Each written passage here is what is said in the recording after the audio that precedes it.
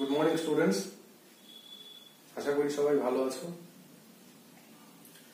তোমরা জানো যে আমাদের বিশ্ব এক ভয়াবহ পরিস্থিতির মধ্যে দিয়ে পার হচ্ছে। করোনা ভাইরাসে লক্ষ লক্ষ লোক মারা যাচ্ছে, গোটা পৃথিবী জুড়ে লকডাউন চলছে, তার সাথে আমাদের রাজ্যেও। আশা করছি এই সংক্রান্ত বিভিন্ন গাইডলাইন তোমরা মেনে চলছো। গাইডলাইন বলতে আমি যেটা বোঝাতে চাইছি যে ফেসবুক বা হোয়াটসঅ্যাপের গাইডলাইন নয়, কেন্দ্রীয় সরকার এবং রাজ্য সরকার নির্ধারিত যেসব গাইডলাইন, আমি আশা করব তোমরা অক্ষরে অক্ষরে সেগুলো মেনে চলবে। এটা শুধু তোমাদের স্বাস্থ্যবিধি বা তোমাদের ভালোর জন্য নয়, এটা গোটা সমাজকে তোমরা উপকৃত করবে। অবশ্যই বাইরে যাবে না, খুব প্রয়োজন না পড়লে বারবার করে স্যানিটাইজার এবং হ্যান্ড ওয়াশ বা সাবান দিয়ে হাত ধোবে, সোশ্যাল ডিস্টেন্সিং বজায় রাখবে এবং বাইরে বের হতে গেলে অবশ্যই মাস্ক পরে বেরোবে। তবে চেষ্টা করবে যতটা সম্ভব বাইরে না বেরোনোর। যাই হোক, গোটা পৃথিবী থেমে আছে। আমরা চেষ্টা করছি, আমাদের রাজ্য সরকার চেষ্টা করছেন তোমাদেরকে যতটা অনলাইন ক্লাস, সেটা টিভির মাধ্যমে হোক, বিভিন্ন ইউটিউব চ্যানেলের মাধ্যমে হোক, তার মাধ্যমে পড়াশোনাটাকে চালু রাখা। আমি আশা করব যে তোমাদের জন্য নির্ধারিত যে ক্লাস ভার্চুয়াল ক্লাস, যেটা স্টার আনন্দে প্রতিদিন হচ্ছে, তোমরা সেটাকে ফলো করছো এবং তার সাথে নিজেরাও কিছুটা পড়াশোনা করছো। এভাবেই চালিয়ে যাও।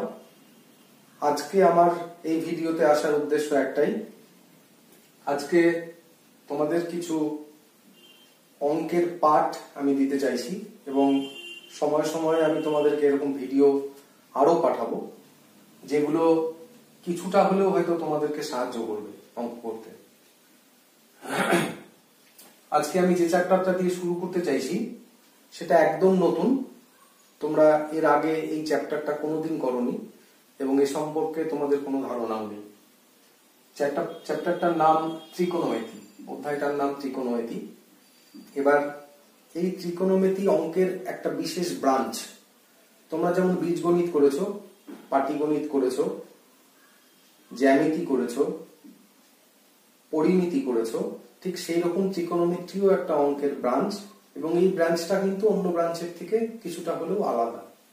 কিরকম আলাদা সে ব্যাপারে একটা ছোট্ট ডিসকাশন আমি তোমাদেরকে একটু একটা আন্দাজ দিয়ে রাখি। জ্যামিতিতে আমরা কি করছি, এটা দেখবে ছবিগুলো অনেকটা জ্যামিতির মতোই, তবে ত্রিকোণমিতি সম্পূর্ণ সমকোণী ত্রিভুজ নিয়ে তৈরি। ত্রিকোণমিতি সাবজেক্টটাই সমকোণী ত্রিভুজ নিয়ে তৈরি।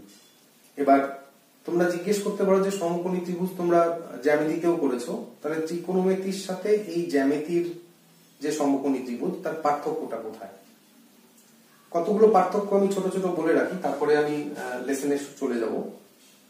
সেই পার্থক্যের মধ্যে প্রথম যে পার্থক্যটা, সেটা হচ্ছে জ্যামিতিতে তোমরা পড়েছো যে একটা সমকোণী ত্রিভুজের একটা কোণ সমকোণ এবং বাকি কোণ দুটো সূক্ষ্ম কোণ হয়, এবং দুটো কোণ দেওয়া থাকলে আমরা 180 ডিগ্রি থেকে সেটা বিয়োগ করে আর তৃতীয় কোণটা বের করতে পারি।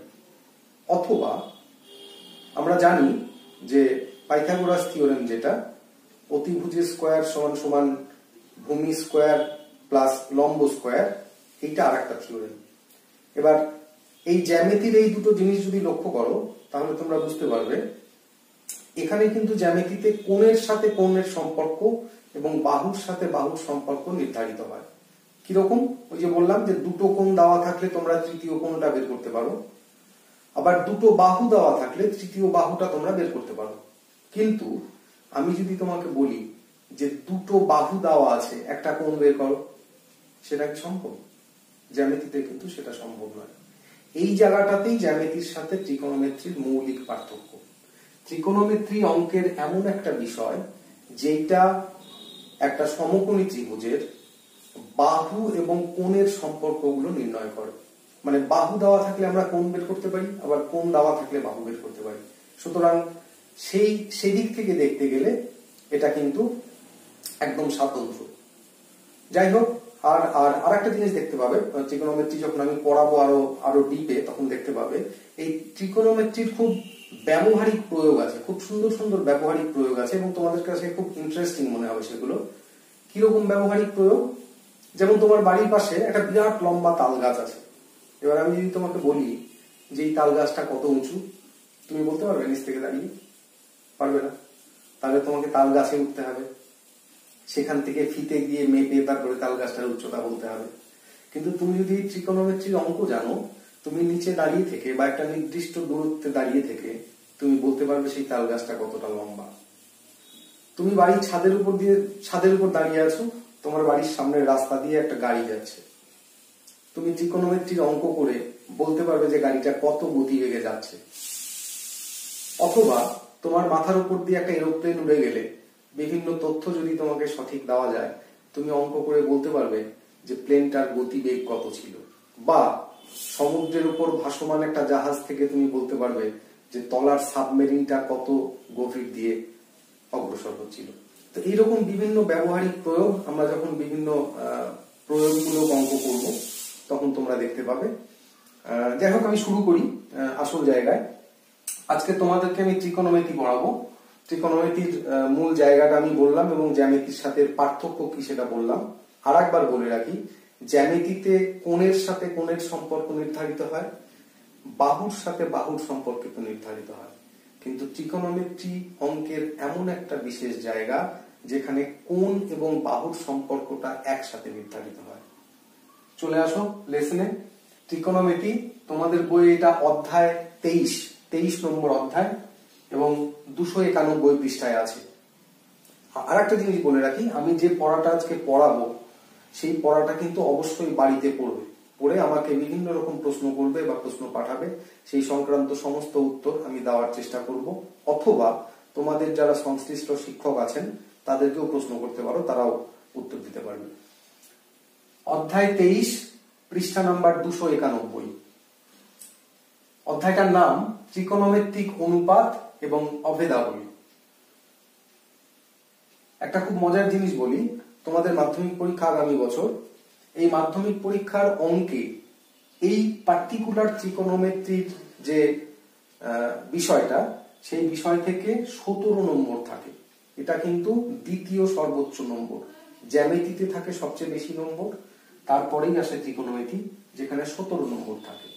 এই 17 নম্বরগুলো কিভাবে ডিভাইডেড হয় দেখো। এমসিকিউ থাকে, মাল্টিপল চয়েস কোশ্চেন, দুটো কোশ্চেন থাকে 1 নম্বরের 2 নম্বর। ভেরি শর্ট অ্যান্সার মানে খুব সংক্ষিপ্ত উত্তরধর্মী প্রশ্ন, এখানে 2 নম্বরের প্রশ্ন দুটো থাকে 4 নম্বর। শর্ট অ্যান্সার টাইপ মানে সংক্ষিপ্ত উত্তরধর্মী, এখানে 3টে কোশ্চেন থাকে 2 নম্বরের 6 নম্বর। এবং অনেক বড় কোশ্চেন যেটা লং অ্যান্সার টাইপ কোশ্চেন, সেইটা থাকে 5 নম্বরের একটা 5 নম্বর। ঠিক এইভাবে আমরা 17 নম্বর ত্রিকোণমিতি থেকে পাই। এবং এই একটা সাবজেক্ট, যে সাবজেক্টটা কিন্তু যদি প্রথম থেকে বুঝে পড়ো ভীষণ ইন্টারেস্টিং। এবং আমি কথা দিচ্ছি যে আমি তোমাদের সমস্ত রকম সহযোগিতা এই সাবজেক্টটা বোঝার জন্য করব আগামীতে। এবার ঢুকে যাই আসল জায়গায়। আমি আগেই তোমাদেরকে বলেছি যে ত্রিকোণমিতি কি এবং কেন পড়ব। ত্রিকোণমিতি ওই একটা অঙ্কের বিশেষ ব্রাঞ্চ, যেমন বীজগণিত, পাটিগণিত আমি আগেও বললাম, এবং তার সাথে জ্যামিতির যে পার্থক্য সেটাও বললাম। ত্রিকোণমিতি বুঝতে গেলে আমি তোমাদেরকে আগেই বলেছি যে ত্রিকোণমিতি সবসময় একটা সমকোণী ত্রিভুজ নিয়ে ডিল করে, অর্থাৎ সমকোণী ত্রিভুজ ছাড়া অন্য কোনো ত্রিভুজ বা অন্য কোনো ফিগার কিন্তু ত্রিকোণমিতিতে নেই। এই সমকোণী ত্রিভুজটা তোমাদেরকে একটু ভালো করে বুঝতে হবে। তোমরা জানো সমকোণী ত্রিভুজ, তা সত্ত্বেও আমি খুব ভালো করে আরেকবার বোঝানোর চেষ্টা করছি।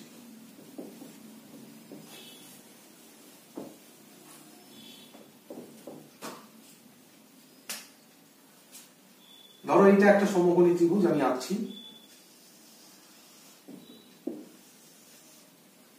A B C.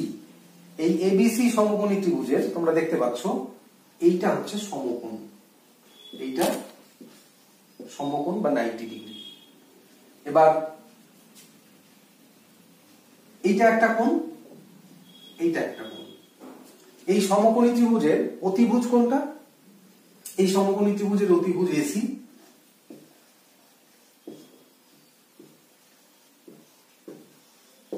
অতিভুজ এসি। এই সমকোণী ত্রিভুজের ভূমি কোনটা? ভূমি বিসি, এটাকে আমরা বলি ভূমি, আর এটাকে বলি লম্ব, এবিটাকে লম্ব বলি। এইবার একটা খুব মজার কথা তোমাদেরকে আমি জিজ্ঞেস করি, এই ত্রিভুজটাকে মানে এই বোর্ডটাকে যদি আমি ঘুরিয়ে দিই, ত্রিভুজটা দেখতে কেমন হবে? এই বোর্ডটাকে ধরো মনে করে ঘুরিয়ে দিলাম আমি, ঘুরিয়ে দিলে এটা দেখতে এরকম হবে।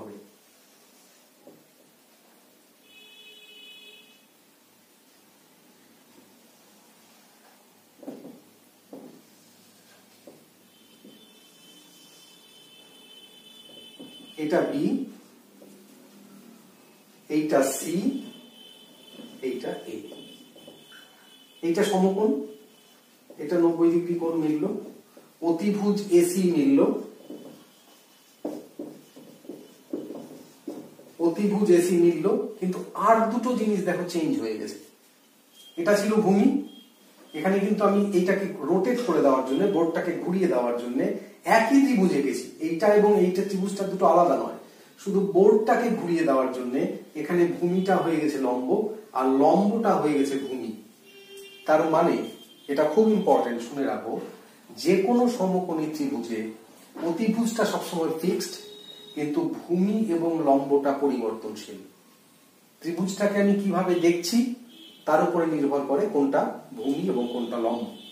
এখানে মনে করে নি এই কোণটা সি, এটা থিটা কোণ, এবং এই কোণটা আলফা। একটা কোণ থিটা এবং আর একটা কোণ আলফা, এটা আমরা মনে করে নিচ্ছি। এইবার তাহলে এইখানে আলফা কোণ কোনটা? এইখানে দেখো এই কোণটা আলফা কোণ, আলফা কোণটা কিন্তু এখানে চলে এসছে। আর এইখানে কি কোণ? এটা এই কোণটা হচ্ছে থিটা কোণ, মানে থিটা কোণটা উপরে উঠে গেছে। একই ত্রিভুজকে আমি ঘুরিয়ে আঁকছি, তাতে অতিভুজ লম্ব এবং ভূমিটা পরিবর্তন হচ্ছে। এইবার ত্রিকোণমিতিতে এই ভূমি এবং লম্বকে আইডেন্টিফাই করতে শেখাটা খুব ইম্পর্টেন্ট, খুব ইম্পর্টেন্ট।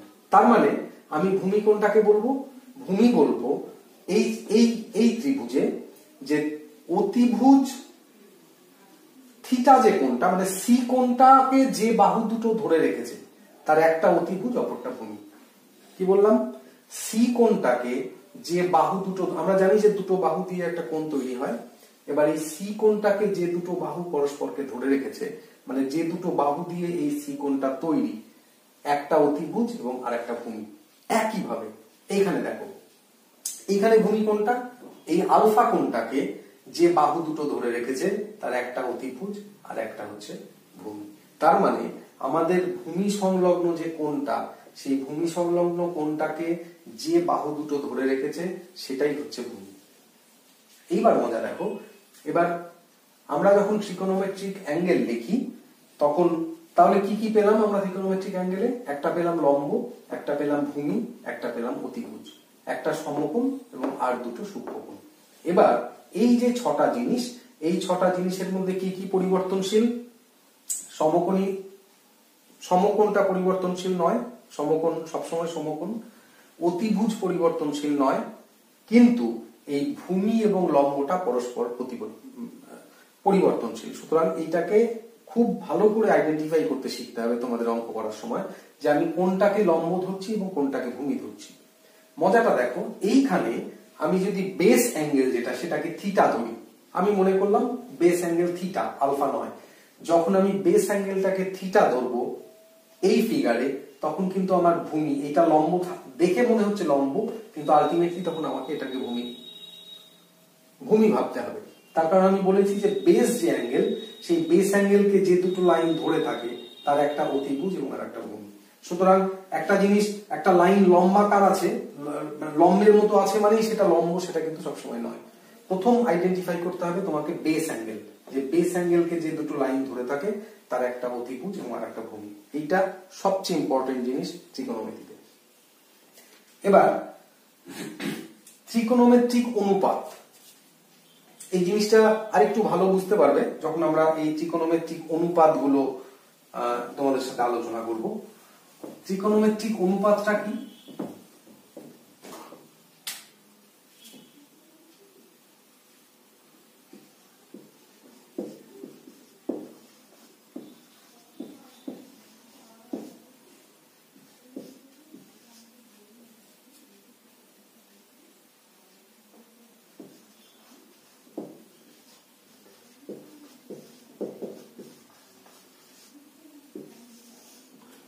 এখানে মোট 6টা অনুপাত আছে। আমি আবার একটা সমকোণী ত্রিভুজ আঁকি।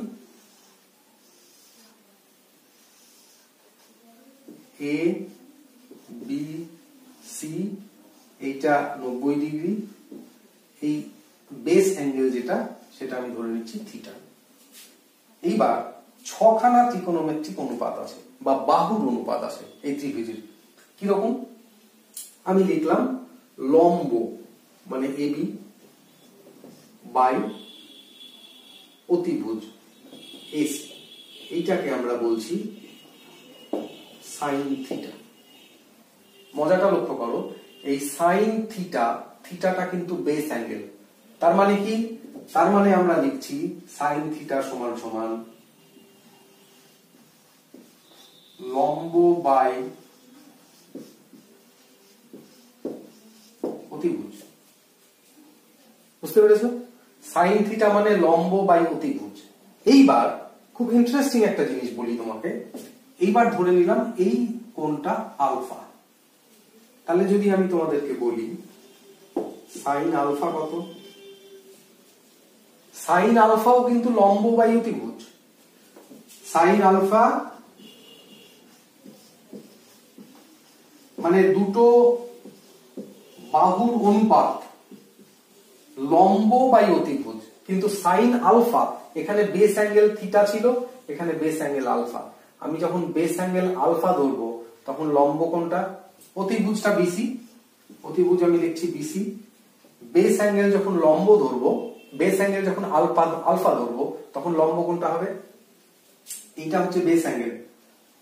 ভালো করে দেখো, এইটা যদি বেস অ্যাঙ্গেল হয়, এখানে আলফা বেস অ্যাঙ্গেল, আলফাটাকে যদি আমি বেস অ্যাঙ্গেল ধরি, ধরার পরে কি বলেছিলাম যে এই বেস অ্যাঙ্গেলটা যে দুটো লাইন দিয়ে ধরা থাকবে তার একটা অতিভুজ আর একটা ভূমি। তাহলে এখানে কিন্তু এবিটা ভূমি, তার মানে লম্ব কোণ না, লম্ব হচ্ছে এখানে বিসি।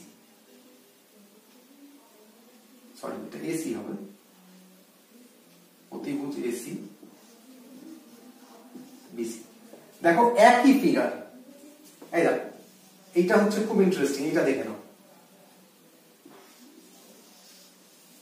একই ফিগার, একই ত্রিভুজ, একই ত্রিভুজে বেস অ্যাঙ্গেল দুটো চেঞ্জ হওয়ার সাথে সাথে কিন্তু আমাদের রেশিওটা চেঞ্জ হয়ে যাচ্ছে। তার কারণ হচ্ছে লম্বটা চেঞ্জ হচ্ছে।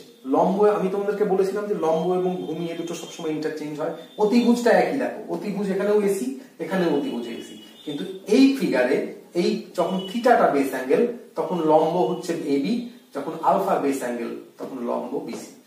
এইবার আরো একটা ইন্টারেস্টিং জিনিস বলি, সেটা হচ্ছে এরকম 6খানা ট্রিকোনোমেট্রিক রেশিও আছে। এটা সাইন, এরকম কস, ট্যান, মানে মূল যে তিনটে জায়গা সেই তিনটে জায়গা হচ্ছে এই সাইন থিটা, কস থিটা এবং ট্যান থিটা। তার মানে আমি যদি এটা টানি এ বি সি, এইটা 90 ডিগ্রি, এইটা থিটা, তাহলে সাইন থিটা লম্ব বাই অতিভুজ মানে AB by AC, cos theta ভূমি বাই অতিভুজ BC by AC, tan theta লম্ব বাই ভূমি, তার মানে এবি বাই বিসি।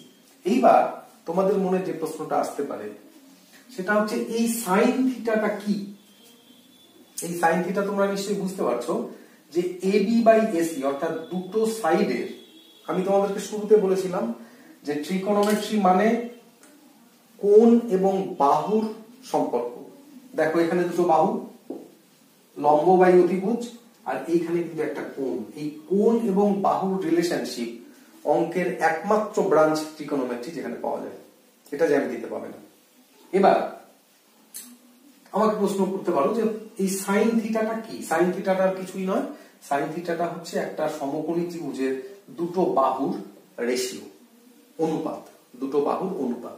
এইবার একটা প্রশ্ন নিশ্চয়ই মনে আসে যে সাইন কি আর থিটা কি, দুটো আলাদা করে যদি আমি ভাবি সাইন কি আর থিটা কি। এই সাইনটা অর্থহীন, এর কোনো অর্থ নেই, এটা একটা সিম্বল। আর এর সাথে যখন থিটা জোড়ে তখন এটা একটা অর্থ যুক্ত হয়, যেটা হচ্ছে দুটো বাহুর রেশিও, দুটো বাহুর অনুপাত। সুতরাং শুধু সাইন, শুধু কস, শুধু ট্যান এর কিন্তু কোনো মানে নেই।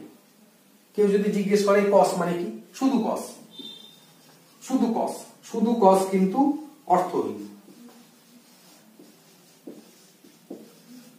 শুধু কস অর্থহীন, শুধু কসের কোনো অর্থ নেই। কিন্তু যখনই কস থিটা হচ্ছে তখন একটা সমকোণী ত্রিভুজের ভূমি বাই অতিভুজ, ভূমি এবং অতিভুজের যে অনুপাত সেইটাকে ইন্ডিকেট করে। এইবার এটা মূল তিনটে অনুপাত এবং এই তিনটে অনুপাতের থেকে মোট 6টা অনুপাত হয়। কি কি 6টা অনুপাত? Sine theta, sine cos tan, cosec theta, sec theta এবং কট থিটা। মূল এই তিনটে সাইন থিটা, কস থিটা এবং ট্যান থিটা, এবং কোসেক থিটা, সেক থিটা এবং কট থিটা এদের ঠিক উল্টো। তার মানে সাইন থিটা যদি এবি বাই এসি হয়, জানবে কোসেক থিটা সমান সমান এসি বাই এবি, তার মানে অতিভুজ বাই লম্ব, এটা কোসেক থিটা। সেক থিটা কি?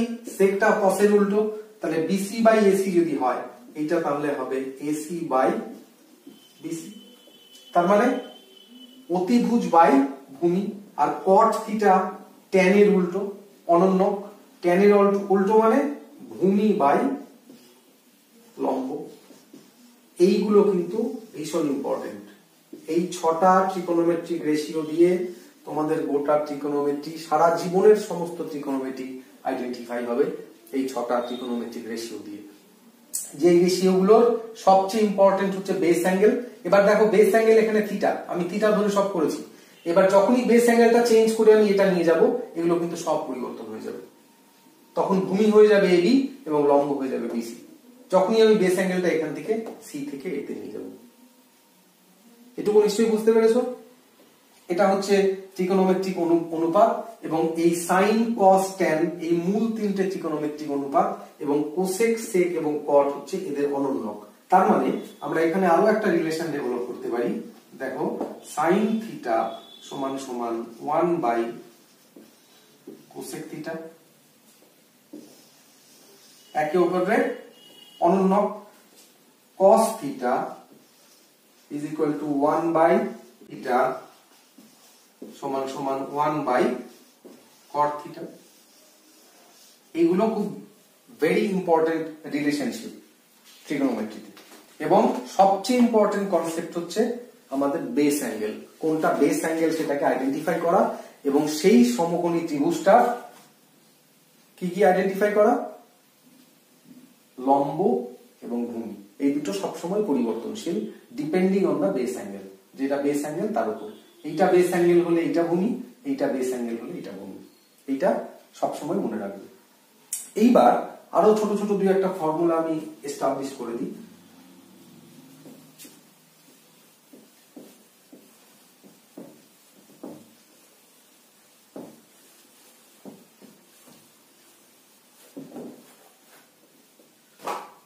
একটা সমকোণী ত্রিভুজ আঁকছি আবার।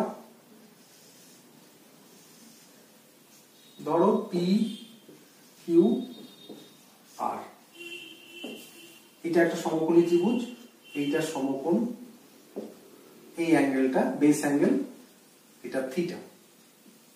অতিভুজ কোনটা? অতিভুজ পি আর, ভূমি কিউ আর, লম্ব পি কিউ। তাহলে সাইন থিটা কত?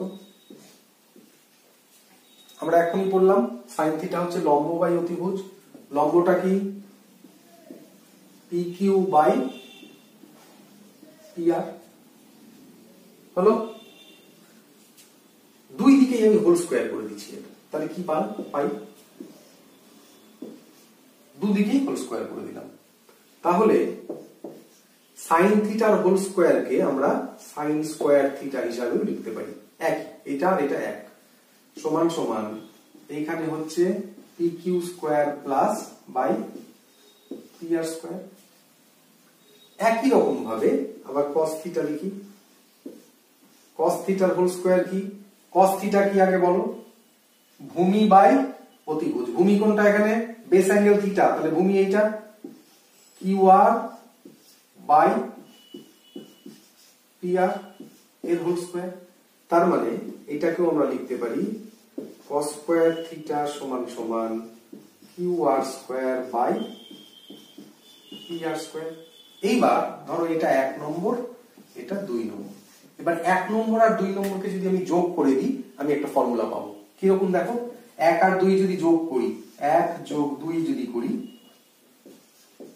কি পাবো?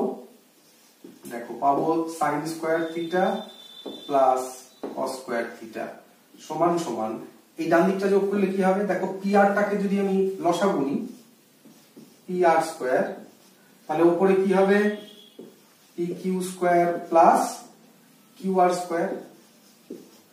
এইবার দেখো pq square plus qr square, pq square plus qr square, এটা মানে কি? জ্যামিতিতে তোমরা পড়েছো পিথাগোরাস থিওরেম, যে অতিভুজের স্কয়ার সমান সমান লম্ব স্কয়ার প্লাস ভূমি স্কয়ার। তাহলে লম্ব স্কয়ার প্লাস ভূমি স্কয়ার তার মানে অতিভুজের স্কয়ার। অতিভুজটা কি?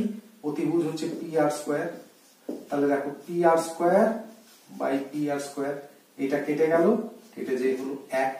তাহলে এইটা একটা formula, sin square theta plus cos square theta সমান সমান 1।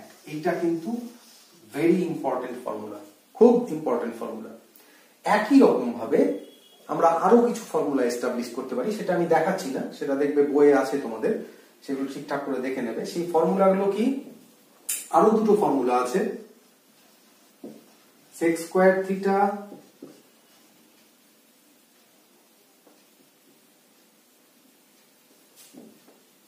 minus tan square theta is equal to 1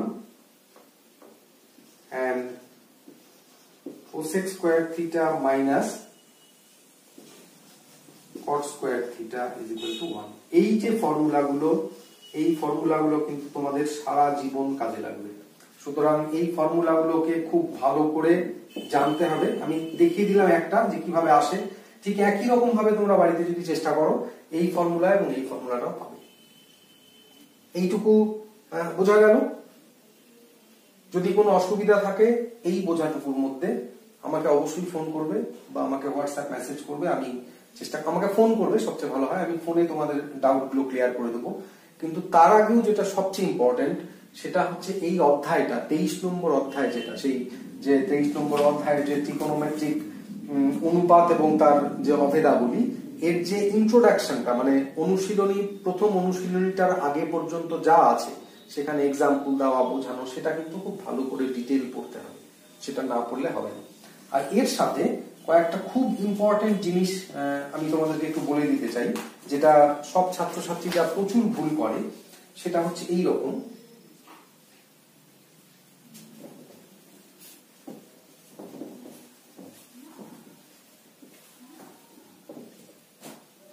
sign theta, sine theta এর মানে কি সাইন ইনটু থিটা? কখনো নয়। আমি তোমাকে বলেছিলাম যে শুধু সাইনের কোনো মানে নেই, এর আগে বলেছিলাম। সুতরাং সাইন থিটা মানে কিন্তু সাইন ইনটু থিটা নয়। সাইন থিটা ইটসেলফ হচ্ছে দুটো বাহুর রেশিও। সাইন আলাদা, থিটা আলাদা, থিটাটা অ্যাঙ্গেল, কিন্তু সাইন আলাদা করে দিলে তার কোনো মানে থাকে না। এটা হচ্ছে 1। 2 নম্বর, সাইন 2 থিটা, এইটা মানে কি 2 ইন্টু সাইন থিটা? কখনো নয়। কেন কখনো নয়? দেখো সাইন 2 থিটা যখন লিখছো তখন কিন্তু এই 2 থিটাটা ইটসেলফ একটা অ্যাঙ্গেল, 2 থিটাটা ইটসেলফ একটা কোণ। সুতরাং এই কোণ থেকে বাইরে 2 বের করে নিয়ে সাইন থিটা দিয়ে গুণ করলে কখনো তার মূল্য, তখনও তার মান পাওয়া যায় না। এটা ভীষণ ইম্পর্টেন্ট, মনে রাখবে এগুলো। আর একটা জিনিস, sine alpha by sine beta, এইটা মানে কি আলফা বাই বিটা? কেন কখনো নয়? কেন কখনো নয়? তাহলে যদি এই sine alpha by sine beta সমান সমান আলফা বাই বিটা লিখতে হয়, তাহলে তোমাকে সাইন সাইন কেটে দিতে হবে। কিন্তু শুধু সাইন সাইন কি কাটা যায়? সাইনটার তো কোনো মানেই নেই। এই যে sine by sine, sine alpha by sine beta, এই সাইন সাইন কি কেটে দেওয়া যায়? সমান সমান আলফা বাই বিটা, এটা কখনোই করা যায় না, এটা কখনো করা যায় না। কেন করা যায় না? তার কারণ শুধু সাইন তো কাটাই যায় না, এর কোনো মানেই নেই। যে জিনিসটার মানেই নেই সেটা উপর নিচ থেকে কিভাবে কাটবে? কাটা যায় না। সুতরাং sine alpha by sine beta মানে কিন্তু কখনো সাইন আলফা শুধু আলফা বাই বিটা নয়। আবার sine of alpha plus beta এর মানেও কিন্তু sine alpha plus sine beta নয়, এর মানেও নয়। সুতরাং এইগুলো খুব ইম্পর্টেন্ট জিনিস, এইগুলো মনে রাখতে হবে। এগুলো কিন্তু খুব ভুল হয়, এইগুলো কিন্তু একটাও ঠিক নয়, কখনো ঠিক নয় এইগুলো।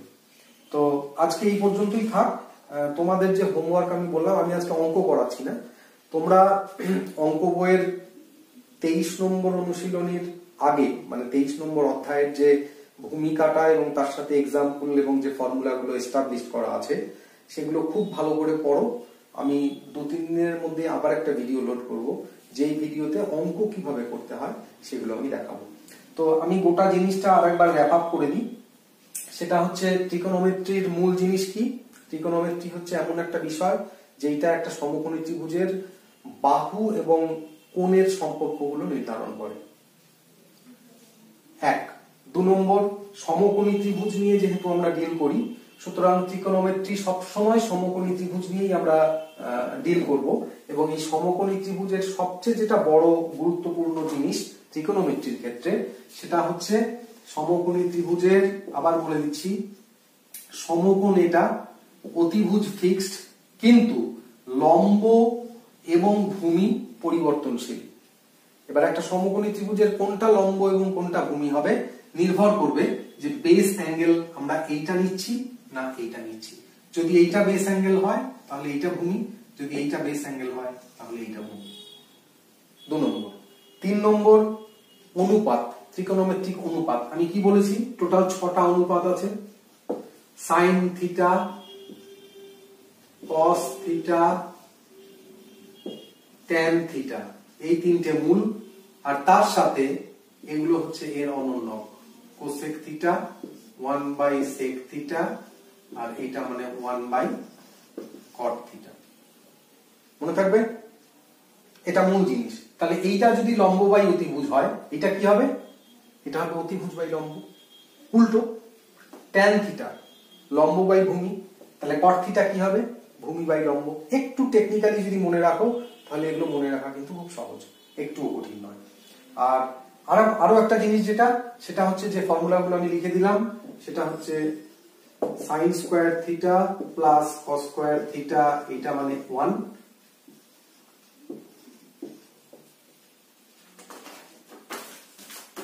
Cosec square theta minus cot square theta is equal to 1, আর sec square theta minus tan square theta is equal to 1। এইগুলো খুব ভালো করে মনে রাখতে হবে যে এইগুলো কোনটা কি। সাইন থিটা কি? লম্ব বাই অতিভুজ। কস থিটা কি? আরেকবার রিপিট করছি, কস থিটা ভূমি বাই অতিভুজ। ট্যান থিটা কি বলো? লম্ব বাই ভূমি। এবং ঠিক এর উল্টো গুলো এইগুলো, এই কোসেক, সেক এবং কট, এর উল্টো গুলো। তাহলে আজকে এই পর্যন্তই থাক। আমি পরের দিন অঙ্ক করাবো, আমি আবার ভিডিও লোড করবো 2-3 দিনের মধ্যে। কিন্তু এর মধ্যে তোমরা অবশ্যই এই জায়গাটা খুব ভালো করে পড়ে রাখো, এবং তার সাথে সাথে যদি কোনো প্রশ্ন থাকে, কোনো রকম প্রশ্নের উদয় মনে হয়, অনেক রকম সমস্যা থাকতে পারে, তার কারণ যেহেতু তোমরা প্রথমবারের জন্য করছো, আমাকে ফোন করবে বা আমাকে হোয়াটসঅ্যাপ করবে, আমি চেষ্টা করব আমার তরফ থেকে যতটা সম্ভব সেটাকে ক্লিয়ার করে দেওয়া। ঠিক আছে? ভালো থেকো, বাড়ির বাইরে বেরোবে না, বারবার সাবান দিয়ে হাত ধো এবং সোশ্যাল ডিস্টেন্সিং মেনটেন করো। ধন্যবাদ।